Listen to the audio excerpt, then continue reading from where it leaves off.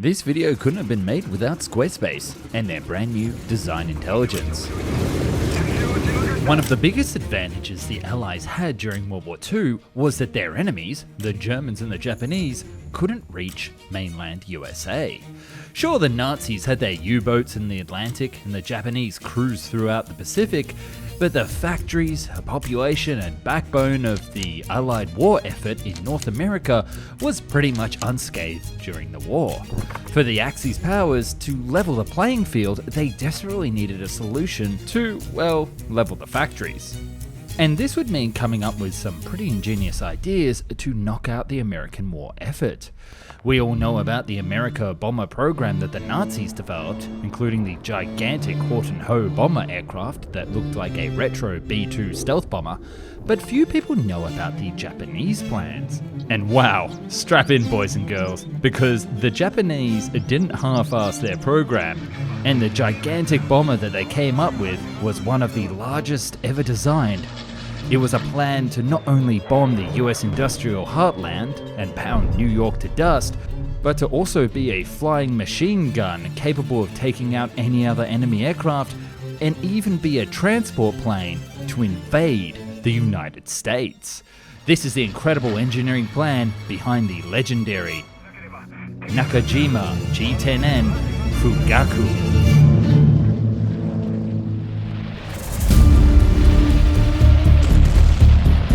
Reeling from the loss at the Battle of Midway, the Japanese in 1942 needed a new edge. They knew that the might of the American force in the Pacific came from its large naval air force, and taking out that manufacturing capability would put a huge dent in the American war effort. The Japanese thus identified several targets in North America for their bombing campaign that could be reached easily using the west to east jet stream. Launching from islands in the Pacific, such as the Kuril Islands, targets would include the industry across the west coast, such as San Francisco, the Midwest, like Detroit and Milwaukee, and the Northeast, such as New York City and its surrounding naval yards. Once the bombing was complete, the plan was for the plane to continue onwards, fly over the Atlantic and land in occupied France or Nazi Germany.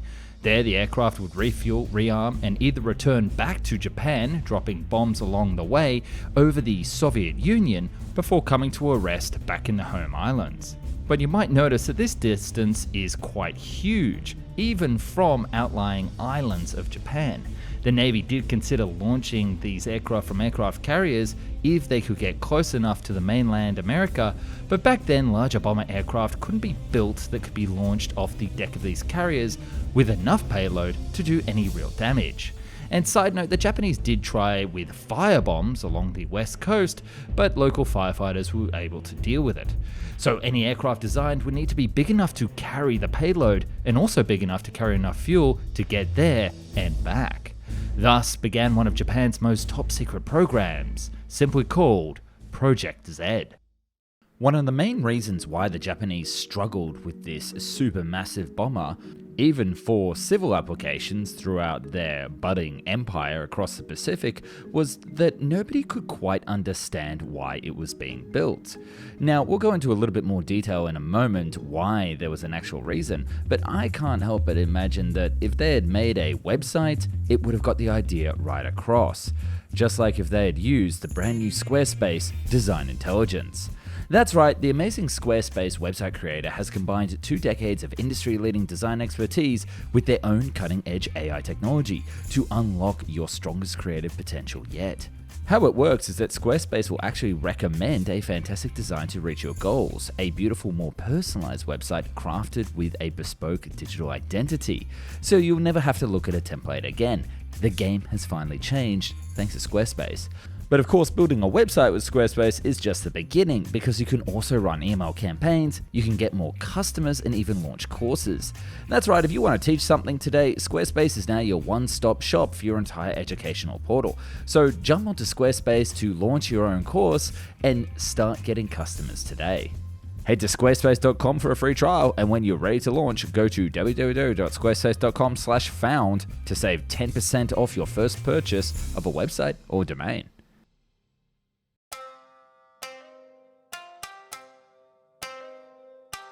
Fascinatingly, this project didn't start from the Japanese Army or Navy, but rather it was the Nakajima Aircraft Company who would use their own resources to launch a feasibility study into building a super large bomber. Now you might ask why that is the case. Well, because back then, Japan's current success in the war with the use of short to medium range bombers made them not impressed with the idea of a larger aircraft. Simply, they didn't need it. It was only until the American military won Midway that the Navy and Army suddenly started to realize that they needed to take on the industrial might of America head on. They asked Nakajima to return to the table with their ideas. And whilst this meeting was more successful than the last, the Army and Navy brought their own concepts and couldn't agree on one type of super large aircraft. The Imperial Army of Japan asked for a type of aircraft that could operate at 32,000 feet and carry a heavy defensive armament. By contrast, the Imperial Navy wanted a bomber that was capable of flying at an even higher 49,000 feet, an altitude where interception would be minimal, and thereby the aircraft would have a lighter defensive weapon load to be carried, meaning more room for bombs. Furthermore, the Navy wanted the bomber to take off from Japan, bomb any target within the United States, and then utilize bases in Germany or German-held territory to land, as opposed to making a round trip like the Army. And these differences would become physical in the actual design, with the naval version having a single tail fin and being designed for these ultra long range operations, whilst the Army version would have a twin tail fin setup and be used for lower altitude flying. But as the war progressed, Nakajima managed to merge these two concepts together to create a final design that would please both parties. And this design was created to be as flexible as possible, with the military coming up with 3 variations for different missions. The first was the heavy bomber described to the mission before. It would have an aircraft range of around 11,000 miles that with a few tricks could be extended, one of which was jettisoning the landing gear after takeoff. After all, once the aircraft was in the sky, it wouldn't need a landing gear to perform its bombing mission, and should it survive to get to Europe, it could easily land on its belly relatively undamaged, as it would be light with no fuel or bombs on board. It was estimated that with a crew of 10, 4 of which would operate guns on board and the rest to fly the plane and drop the 44,000 pounds of bombs, the mission to bring the fight to the Americas would begin in earnest. But it's the next 2 designs that I feel like are a little bit more interesting. The second design was that of a transport plane, able to carry 300 troops, or to be a resource transport to bring essential materials in for the war, like oil. While it would have primarily been used to transport troops and VIPs around the Pacific, there was a grand plan to invade America. The Japanese engineers envisioned a grand scheme of a raid against America where 400 transports would deposit around 120,000 men. This was specified as a Japanese army, which was the equivalent of a US or British Army Corps. These US troops would take over the Seattle-Tacoma Airport located in Washington, and then the troops would then move over land to attack and destroy Boeing's B-29 production facility in Renton before returning to Japan on the aircraft. And the third design is probably my favorite and the most insane.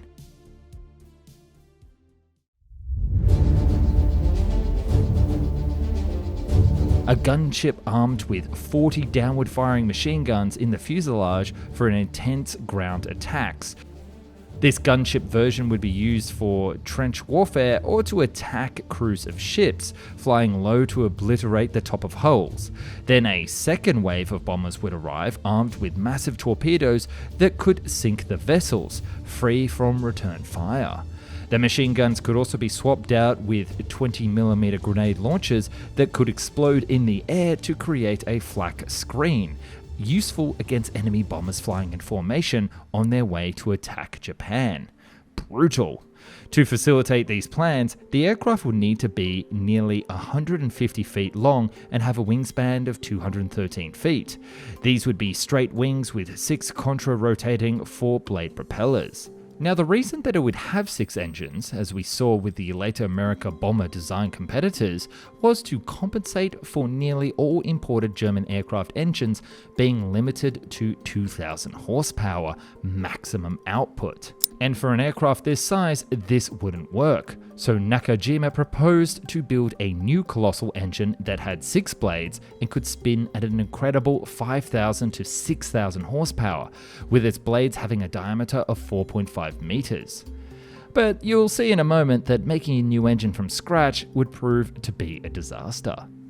With the aircraft design on board, Nakajima took it back to the armed forces and even used their political sway to get it in front of the Prime Minister, with a catchy title on their proposal called Strategy for Ultimate Victory.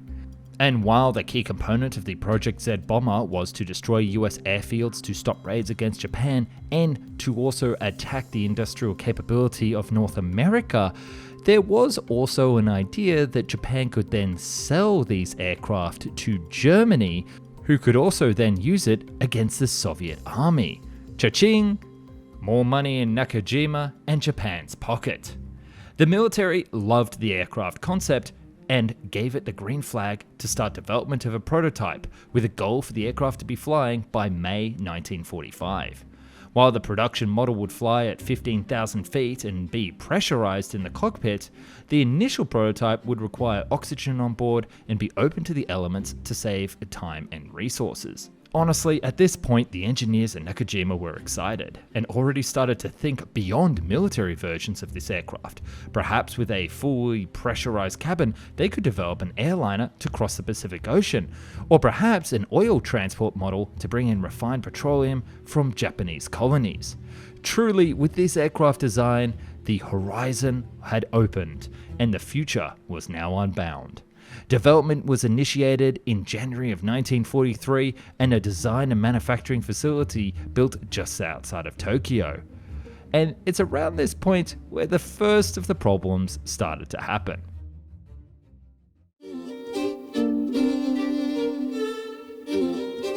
The first, of course, was that engine.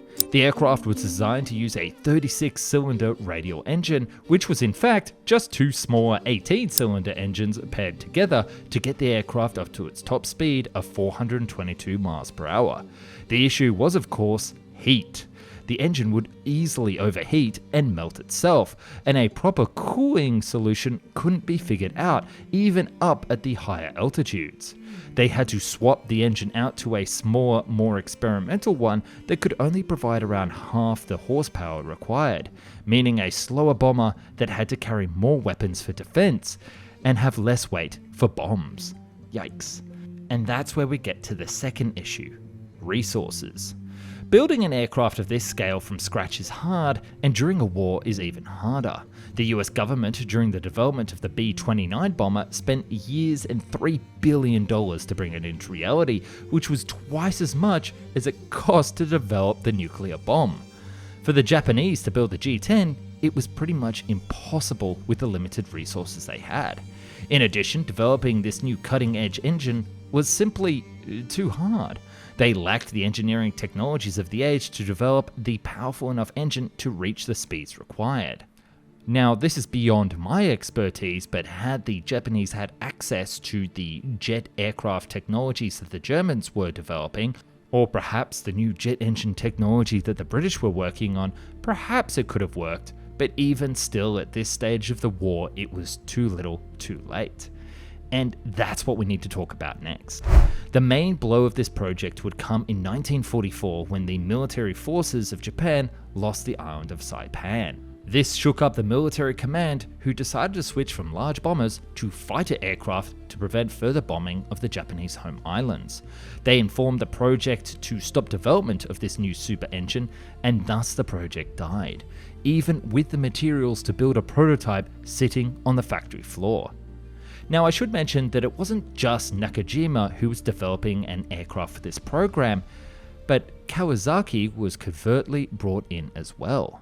Concerned with the development of the G10 and the failure of the previous G5 aircraft by Nakajima, the Imperial Army of Japan brought on Kawasaki to develop their own version of the B-29 bomber, with a plan that it should also be able to fly to America without any of the new technology requirements of the G10.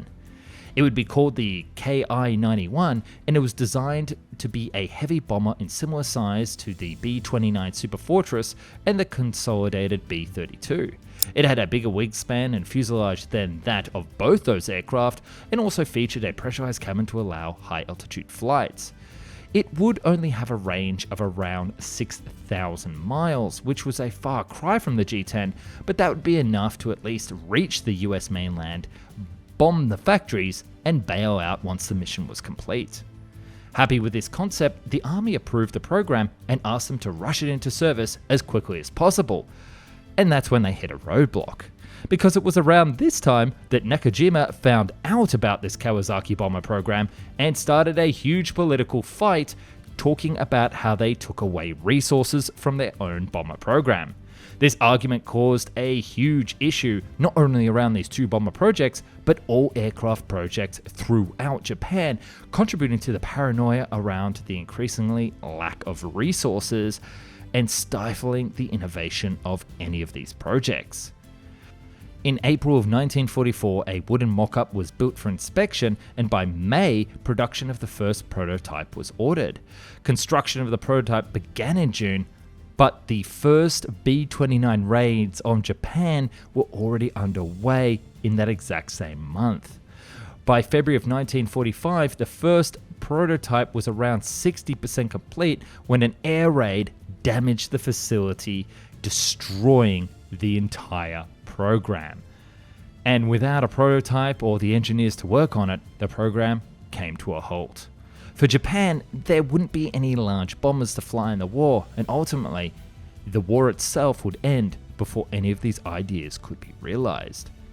As for the engineers who worked on this Nakajima project, well, interestingly, when they were given the stop order in 1944, the head of the Nakajima aircraft plant would turn to them and say, "Hey, don't be sad, keep your chin up. We will crush the automobile market after World War II, so make sure you go home and study hard."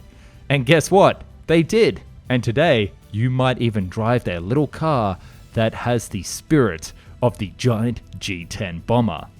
It's called the Subaru.